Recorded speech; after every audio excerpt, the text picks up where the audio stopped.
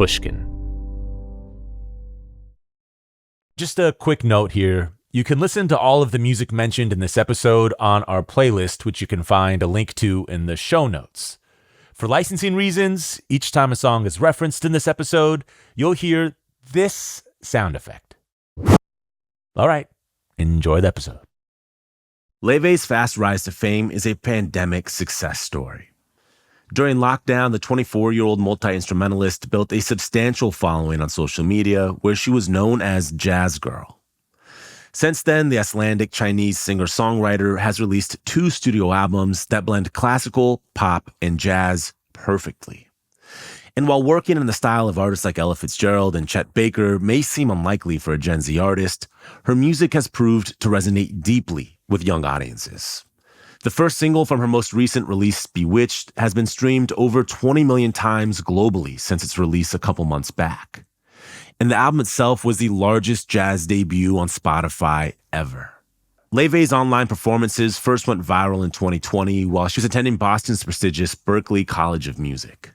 Raised in Iceland, Layfey started playing cello and classical piano when she was just 4 years old. By 15, she was performing with the Icelandic Symphony Orchestra as a cello soloist.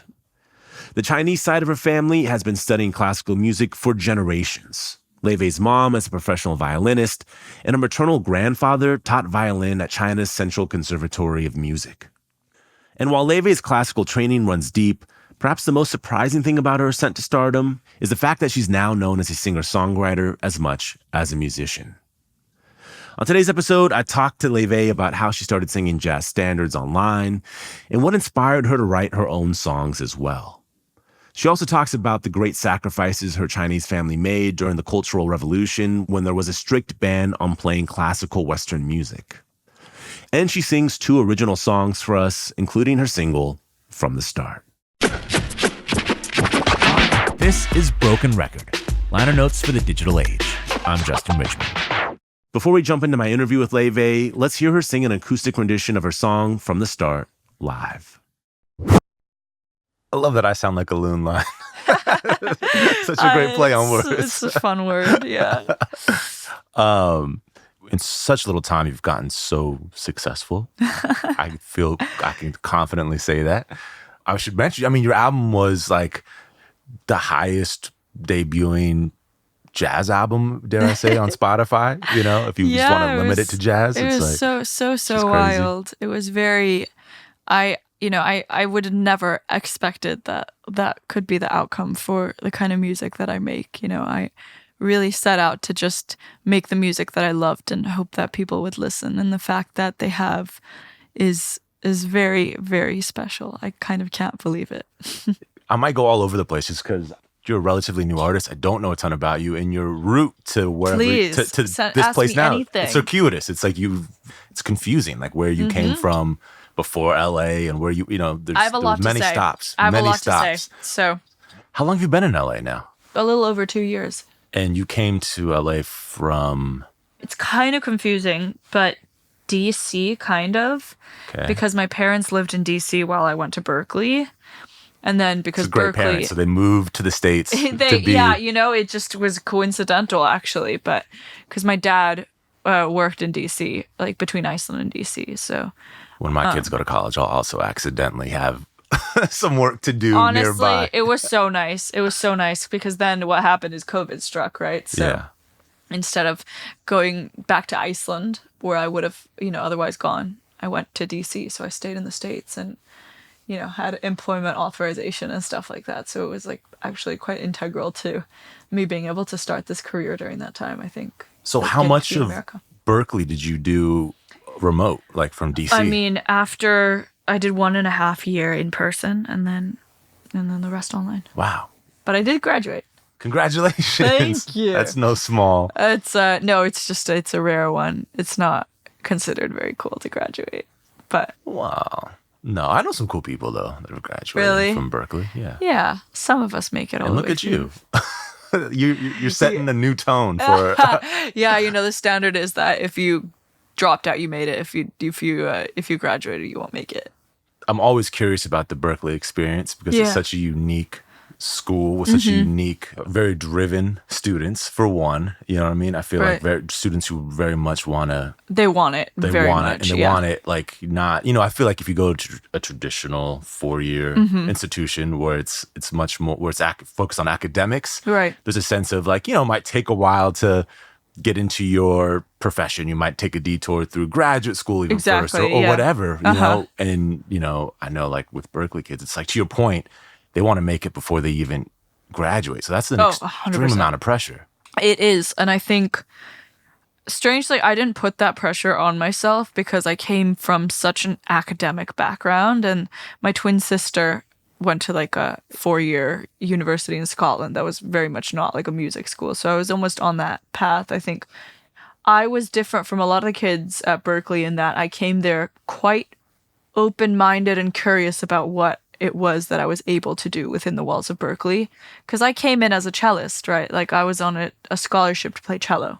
I didn't go as a singer or a writer or anything like that. And I kind of was like, okay, I want to do a little bit of everything and see what I can do. And part of me just felt like it was so unrealistic to become a singer that I just didn't even, you know, dip too much into it. So your track was cello, but you also want to pursue singing and writing, or you're curious about dabbling in singing and writing? I mean, I wanted to be a singer the most, but it just felt very unrealistic, which is funny.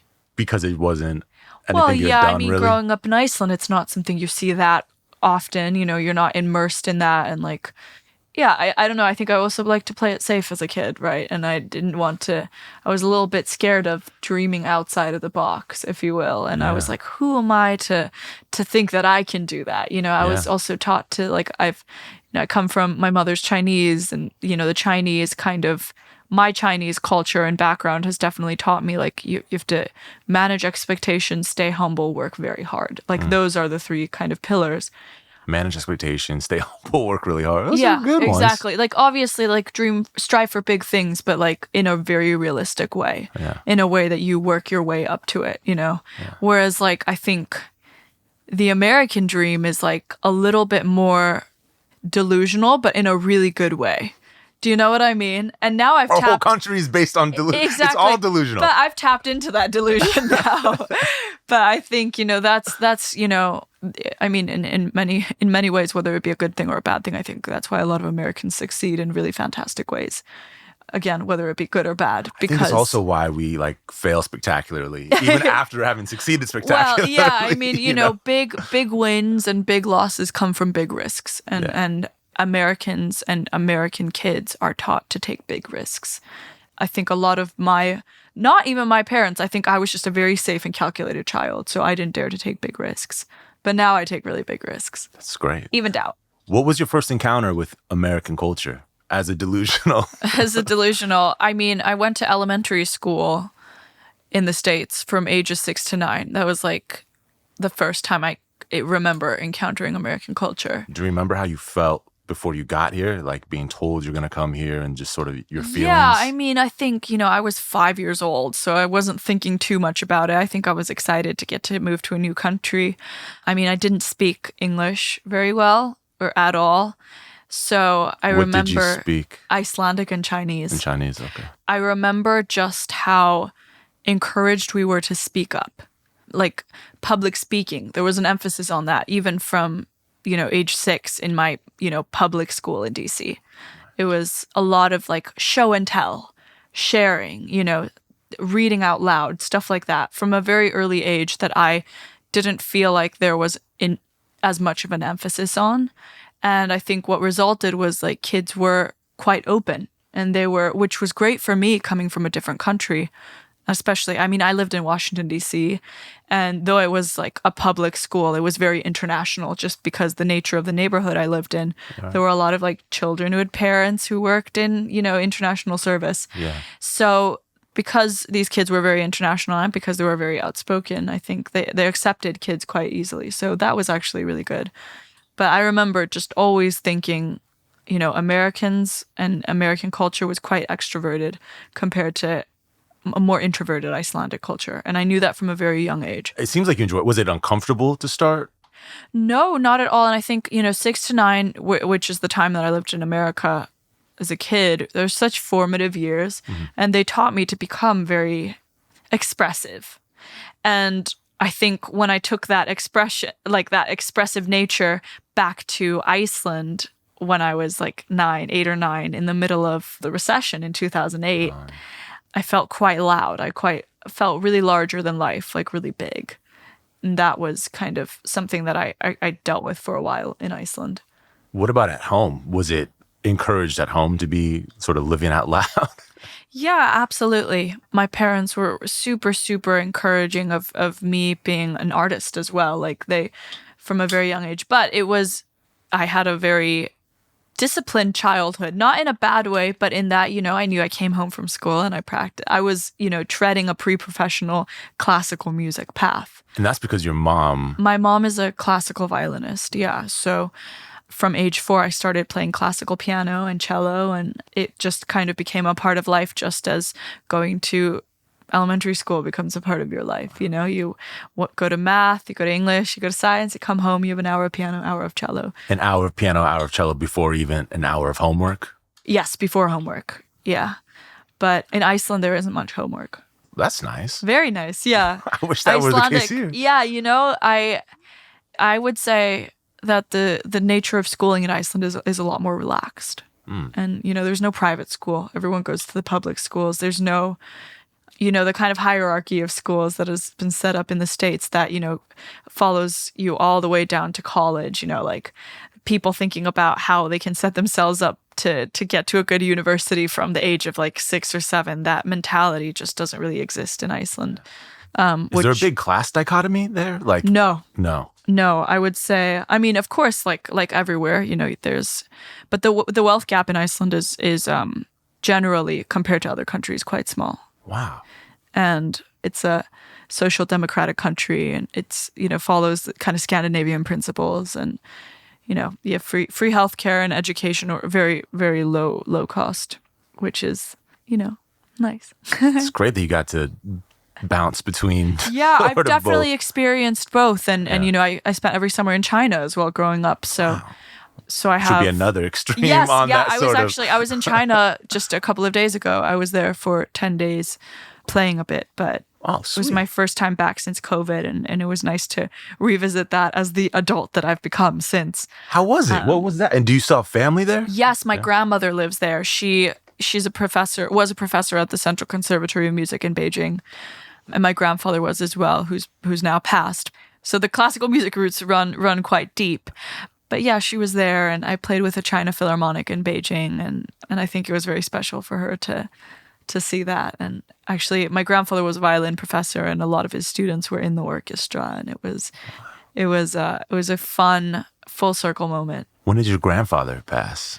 2009, so you were young. You were quite a while ago. Yeah, quite young. Yeah. Did you get to talk to his former students about him at all? Yes, absolutely. And I remember him very vividly. He was like a larger than life person. I've actually been told that I resemble him in many ways, which is, such an honor. And, he really loved music so much, and he loved jazz music as well, and loved like musical theater. So I kind of, his idea of music was just such a musical thing, right? I feel like you can split music into two kind of things. In my head, at least, it's like you have the technique and you have the musicality.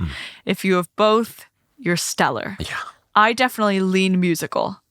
Like I mean, I've definitely, worked up a foundation of technique, but I was never that good at practicing, and I definitely leaned in onto the fact that onto the musicality. That you had like an ear, and that had the and ear and feel for things, exactly. Kind of the stuff that you don't need to practice as much, to a metronome, to a literal metronome. But that was always my failing. I hated practicing to a metronome, and so I was always told my timing sucked. Oh my God, to this day, the sound of a metronome like triggers me. Like I get like a physical reaction to a metronome, which is great now because, I sing to click sometimes, which I didn't even know was a thing until 2 years ago, maybe, when I started working in music. It like bewildered me so much that like on stage there would be like a constant metronome in my ear. It's funny. Do you do it in studio too when you're recording? Rarely, sometimes. Okay. But I always try without click before I do it with click. Yeah, I would imagine. Yeah, if it triggers you that much. Yeah.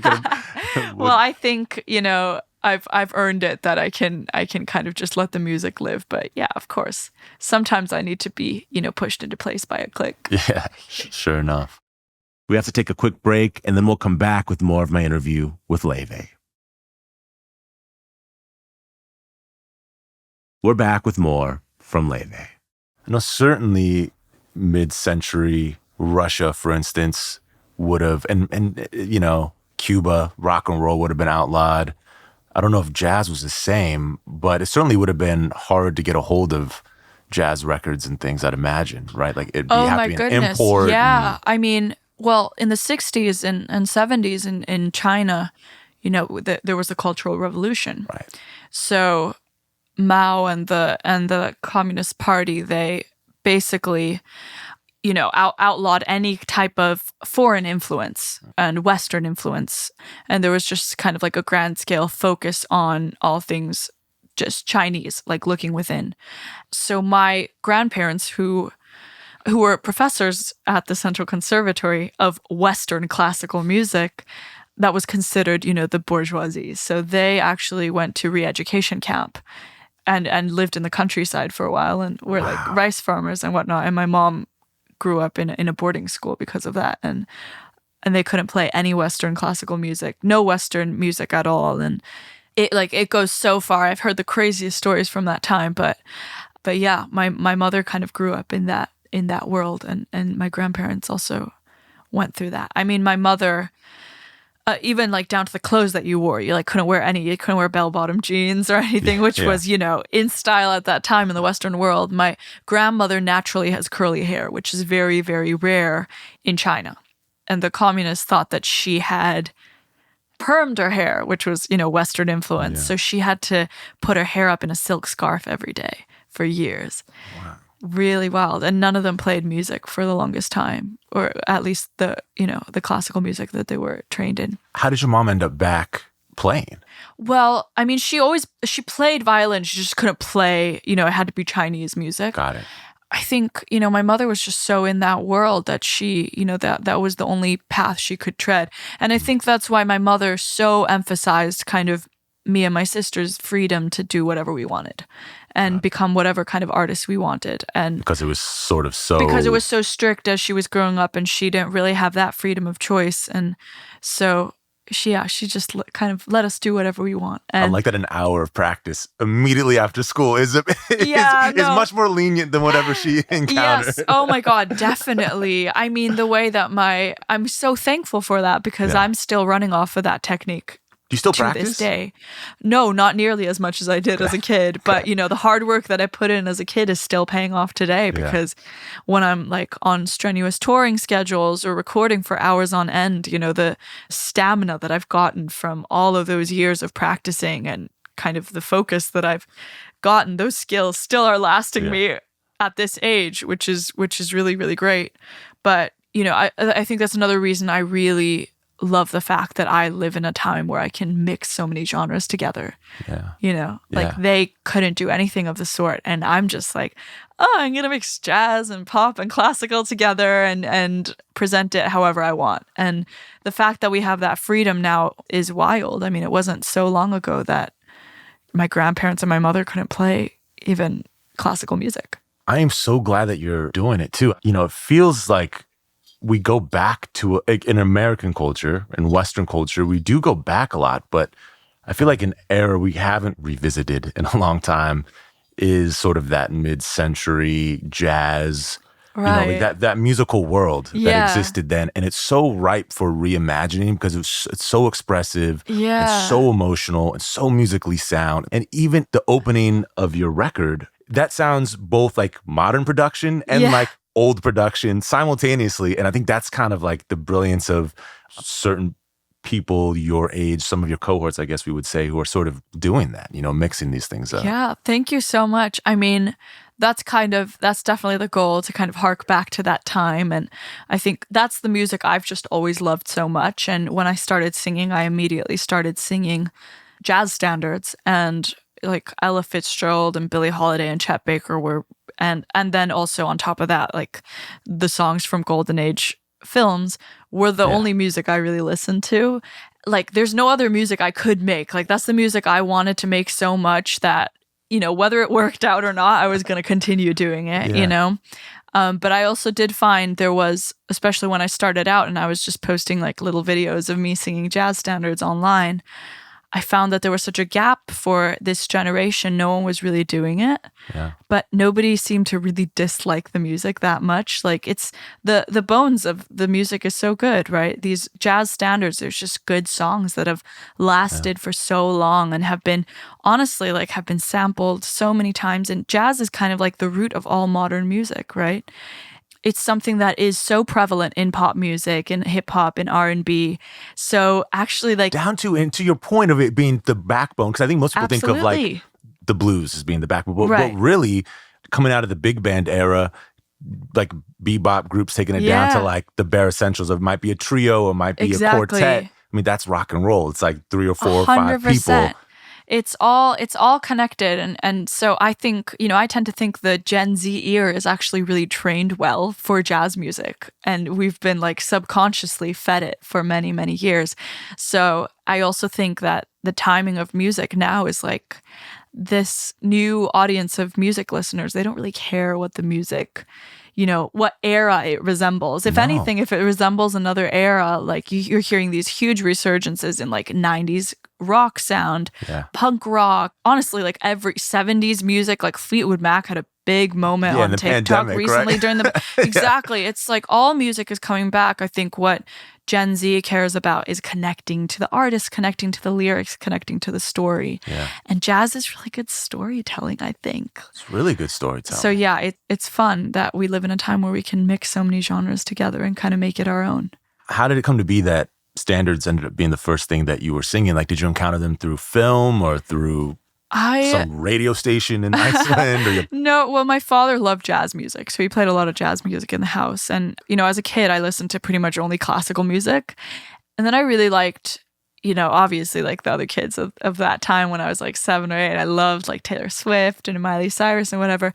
But I couldn't hear any of myself in those singers. I've always had quite a deep voice. And when I started singing, I just immediately started. I think the first song I remember like learning and like performing at a singing show was Singing in the Rain. Cool. So, and then I just naturally, you know, I just listened to so much Ella Fitzgerald. I just kind of like, you know, started singing all the songs that she had in our repertoire, which kind of ended up being just the Great American Songbook. Ella, talk about the sort of the spectrum of technique and feel. Yeah, I mean, like, she has it all. Talk about having both in spades. Like, who has both of those things? I mean, when you have good. both, you're stellar, and she is the epitome of that. Yeah, it's like few people like her. Stevie Wonder's another who I think you hear it less, but with Ella, it's more obvious that she has the technique. Exactly. You know? Yeah. It's true musicianship. And I think coming from a classical music background, I recognize that within her performing and also just growing up a cellist. Like, she sounds like a cello. She sings like a cello. In what way?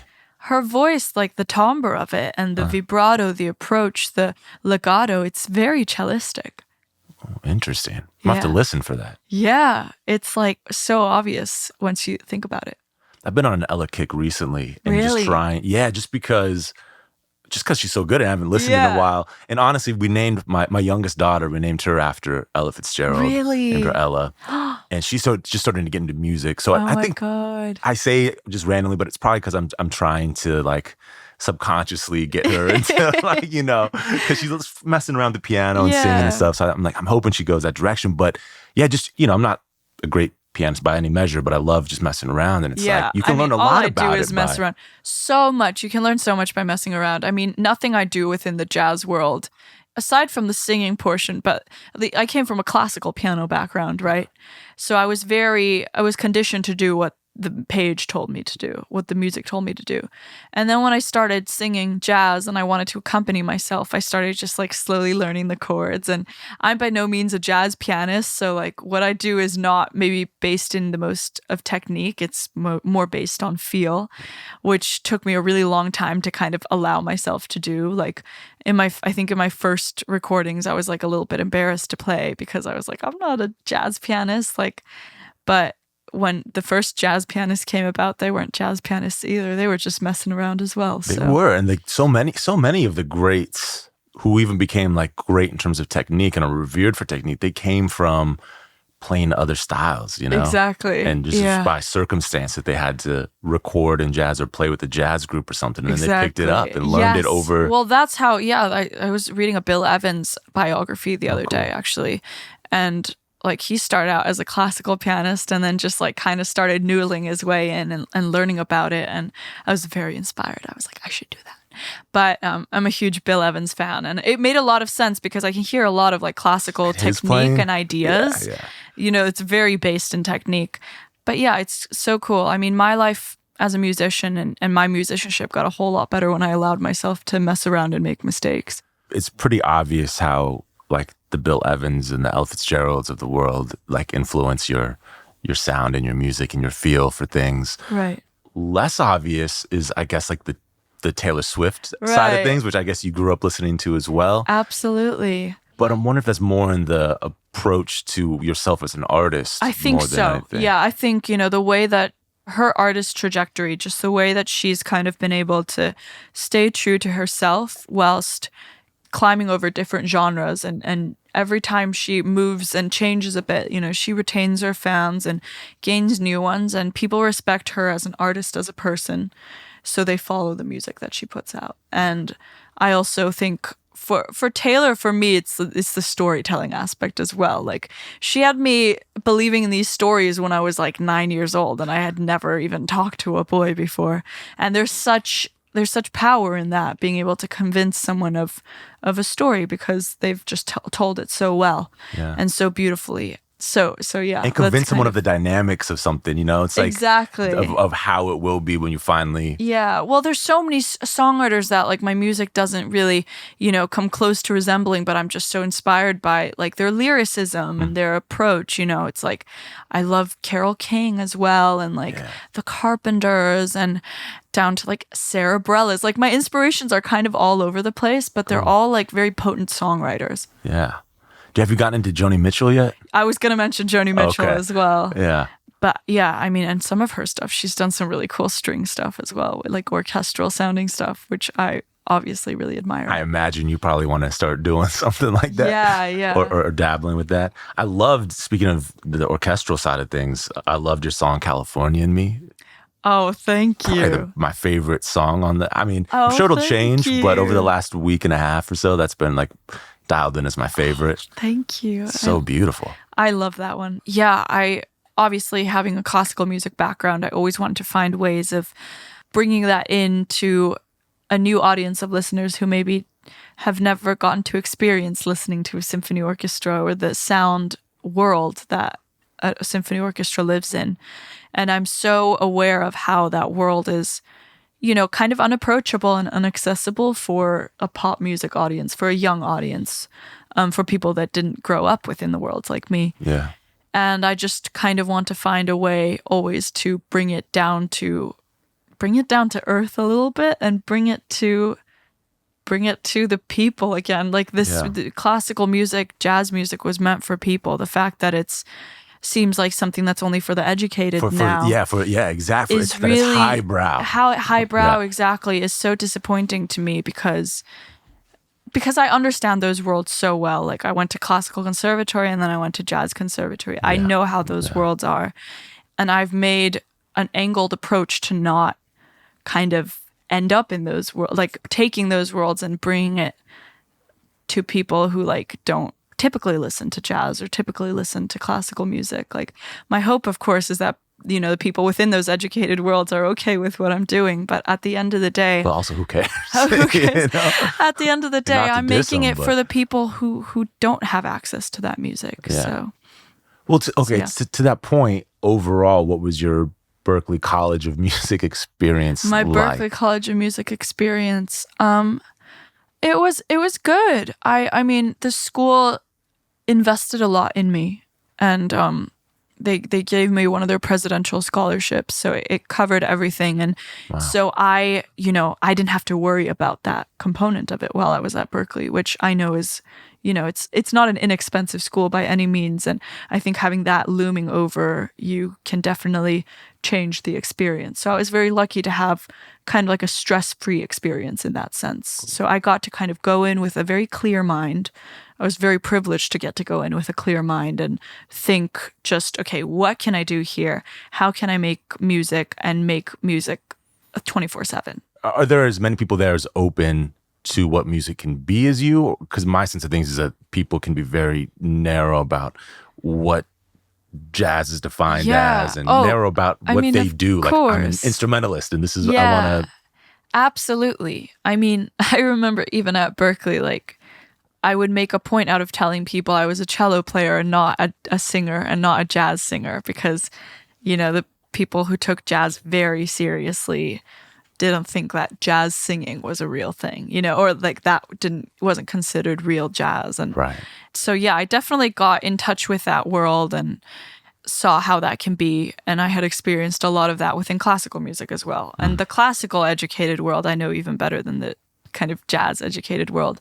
Much more time spent there, I guess. Yeah, right? Yeah, absolutely. I would say 98% of Berklee, like 95 to 98% of Berklee was super open and all kinds of genres and people from all over the world, and everyone kind of with a shared passion of wanting to do something within music.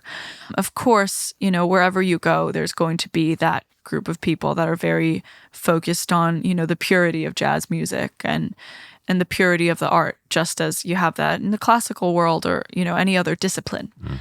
I respect those musicians so much because honestly, those were the most talented musicians in school, I would say. Yeah. But I never wanted to become a musician like that. I wanted to create my own world of music that was a mix of a couple of different disciplines. So I've been thinking a lot about it recently because, I always want to really respect and honor the roots that I'm coming from. I'm highly aware that jazz music, for example, is Black music. Yeah. I know where that comes from, and I know, like, I studied the history of it at Berklee. I know where classical music comes from as well. I always want to honor my roots. Same with bossa nova music. I have a lot of bossa nova references. That's Brazilian music. I'm not Brazilian. I'm also not Black. So, I think it's really important that I learn a lot about where these influences are coming from, what the history behind it is, and make sure I honor it in my music. So that's definitely something I've been thinking a lot about recently. I think mixing up styles of music, mixing and matching is totally fine. I think that's how music evolves. I think it's just important to know where it's coming from. Yeah, and just like you can't ignore that jazz music is Black music from the Americas or whatever, that you can't ignore your own innate sort of history, right? Which is that you're not that. And it's like whatever new you can bring to that, I think is probably really cool. I mean, and that is how things evolve and change. My hope is that people in those educated communities know that I'm not like, painting over or slandering the history. And I've done my duty learning about it, but I still think those worlds are a little bit gatekept now. Yeah, and you could come in and follow it to a T. And there's people that do that. Like there's actually, I got turned on recently. I was reading a biography of, I want to say Errol Gardner, but that's just because I've been listening to Misty. I love which Errol is on Garner. your record. And it's not Errol Garner. It's Hampton Haas, who is like a pianist from here in LA.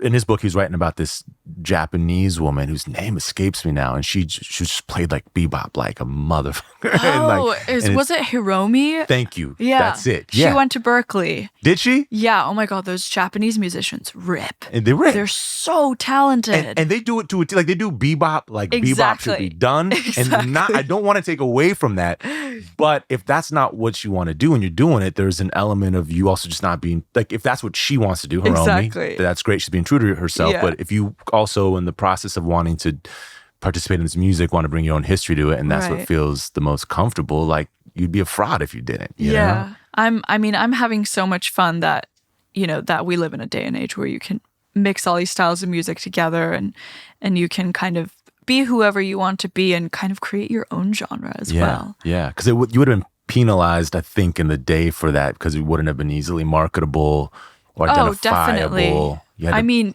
Even 2-3 years ago, I think I was just, artists and people make fun of the internet and TikTok and Instagram and whatever, but I have a hard time doing that because I think the reason I get to make the music I make today is because I had the freedom to do that and you on got the to internet. You could bypass the traditional. I bypassed the traditional by proving myself and with my fan base that I could do whatever music I want. And now I kind of gotten to the point where I think people in the industry trust me to make my own decisions about the music. But yeah, I mean, back in the day, you were either a pop singer or a jazz singer or a classical singer. It was very boxed up. And the people who got past it, by the grace of God, like a Stevie Wonder could, whatever, but there are very few. And even Joni Mitchell is celebrated as she is. Yes. I would argue she's, I don't want to say underrated, but in terms of the general public's consumption and understanding of her music. Right. Probably because it was too confusing what it was. It was a bit confusing, yeah. It should be as heralded as, the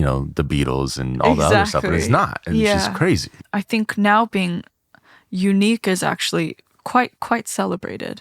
And when I was younger, all these things that made me so confused, like being a cellist or being mixed race and being loud, these things that I used to feel like were my limits are actually the things that have made me who I am and given me a career. So cool. Like, very, very obviously. We have to pause for another quick break, and then we'll come back with the rest of my interview with Layfey. We're back with the rest of my conversation with Layfey. What was the social media trajectory in terms of putting your music on? I mean, were you ever using YouTube early on, like to put music out? Like even as a kid, like were you documenting stuff that way? Of course I posted some covers on YouTube when I was 12. Are just they like still up? Everyone else. No, they aren't up. But I have them. They're privated. They're quite cute. But yeah, the story starts 2020.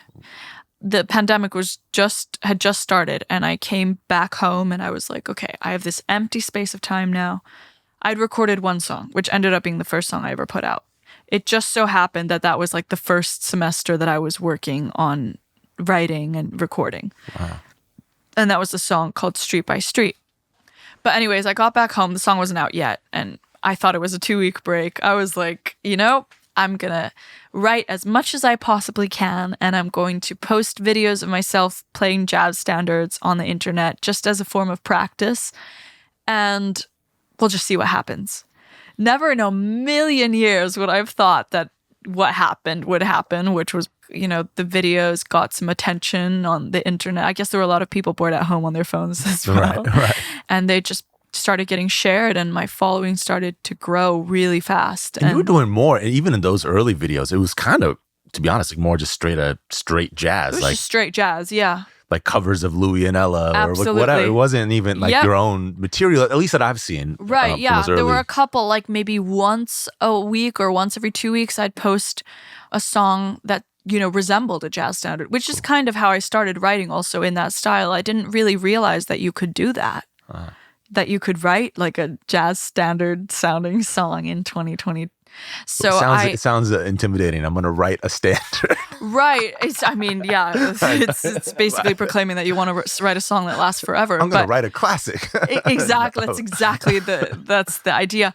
But I wrote one song called Like the Movies, just like on my guitar, and it was very cutesy. Like now I look back and I'm like, that was a very innocent song, but it was in kind of like an old style, and I posted it on TikTok. It was my first TikTok, and it kind of like went viral, and there were all these comments were coming in being like, oh, this sounds like something I've heard in a movie or something like my grandma loves. And I slowly started to realize that, there's kind of like a space missing for Gen Z to indulge in this kind of music.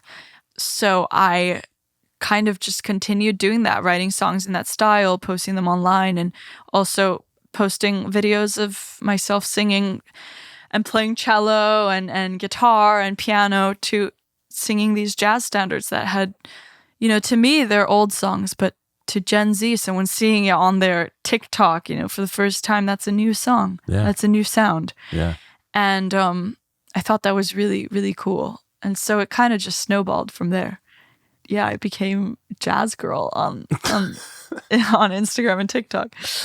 Did it feel overwhelming? Did you necessarily know where to go from there? I had one song that's Street by Street that I put out like 3 weeks into the pandemic, just like on DistroKid. I just like threw it out there and no clue what I was doing.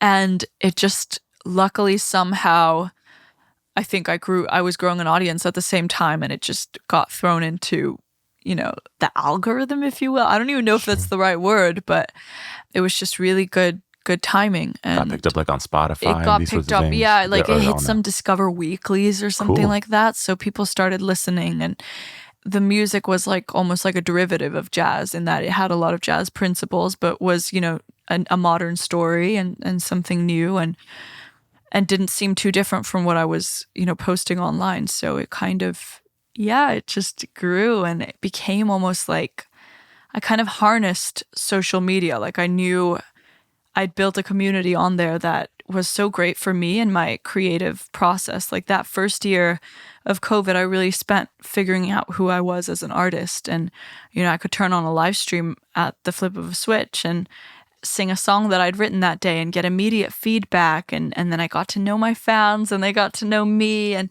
they were from all over the world, and we'd talk about the state of COVID, and we'd be like, oh, what's happening in all like, the fun stuff. Peru. Yeah, exactly. And it was so special. And I'd have these like Sunday lullaby live streams. Oh, wow. So every Sunday I'd turn on a lullaby live stream, and I'd just sing and we'd talk. That's great. I wish I had found that during COVID. I somehow it definitely saved me from a bleak time in history, I would say. Yeah.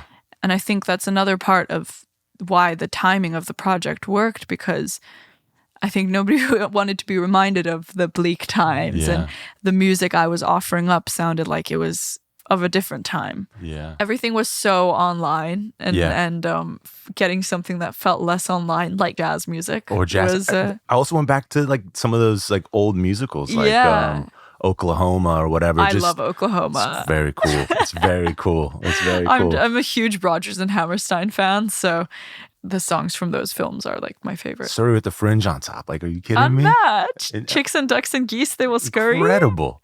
That's rapping right there. That is. It is. And with that beautiful melody, dude. I mean, I don't know. So good. How they came up with that stuff's incredible. No, I know. It's wild. Would you mind, there's a guitar right there. Would you mind sort of playing the first song? Sure, yeah. Street by Street.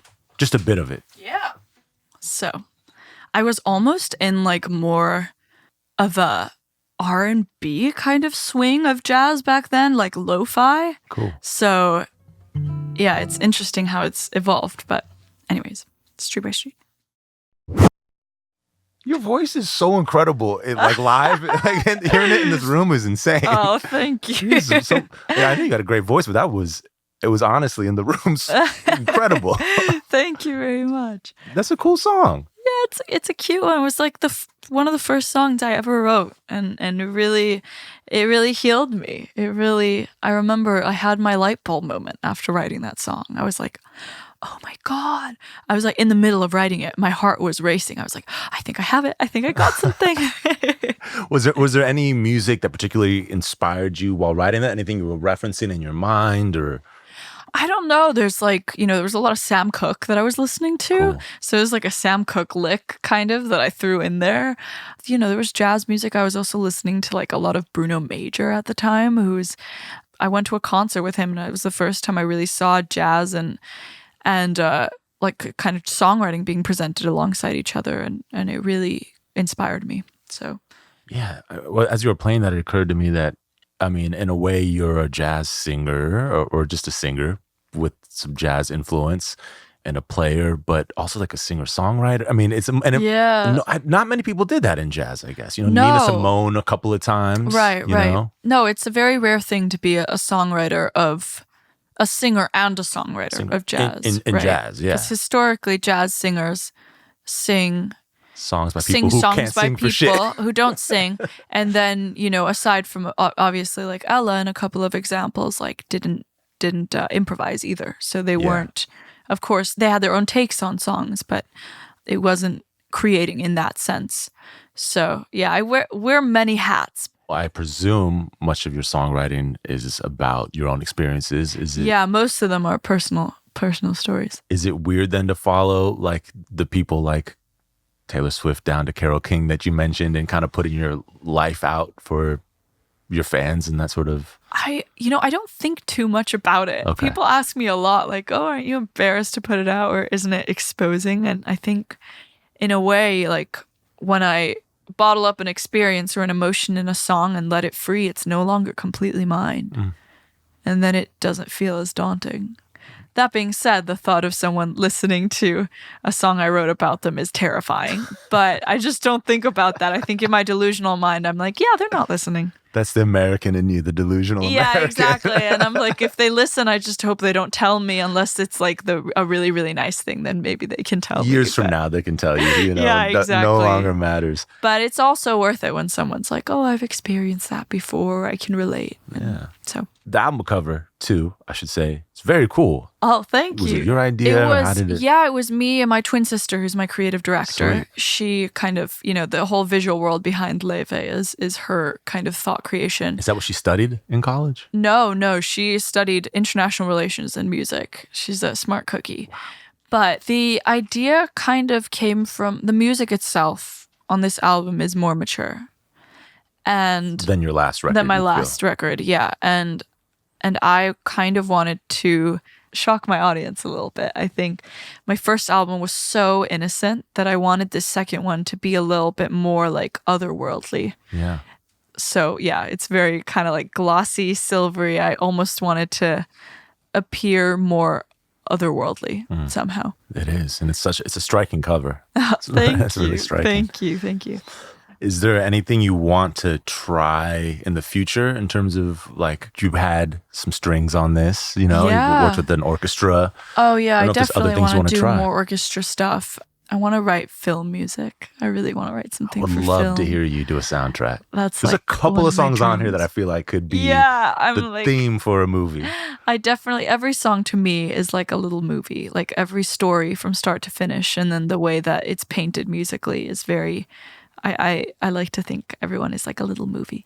But yeah, I'd love to do more orchestra stuff as well. On the other side of things, I'd love to just show up with like a random folk album or like country album, like lean really into the storytelling, and then of course I want to do like a standards album at some point. Cool. And something more, straightforward jazz in that sense. But I think for now my work isn't completely done in doing it the way that I am right now. Would you ever get a group, like a band together? Absolutely. Yeah, that you kind of just do all tour with and make records with and... Sure, yeah. I have a band that I tour with right now who are really great. And the records so far have just been made, besides an orchestra and a couple of musicians here and there, it's been mostly just me and my producer Spencer playing all the instruments, and I'm having quite a lot of fun doing that. That's cool. How did you meet Spencer? I was just doing my session rounds and, going to different producers and kind of hoping and praying that I'd find somebody who understood my vision and understood the jazz part and the classical part and the pop part and like the songwriting part. And I happened upon Spencer, and he just immediately understood it. I remember I was so worried that it would be hard to find, and it was quite hard to find. But when I found Spencer, I was like, oh my God, this is it. I found my musical soulmate. So. That's great. Well, hey, thank you so much for thank you. Making the drive up. And of course. Yeah. My pleasure. Thanks to Layfey for singing some of her gorgeous songs for us. You can hear a collection of all of our favorite Layfey songs on a playlist at brokenrecordpodcast.com. You can follow us on Twitter at Broken Record. Broken Record is produced with help from Leah Rose and Eric Sandler. Our show is engineered by Echo Mountain. Broken Record is a production of Pushkin Industries. And if you like this show, please remember to share, rate, and review us on your podcast app. Our theme music's by Kenny Beats. I'm Justin Richmond.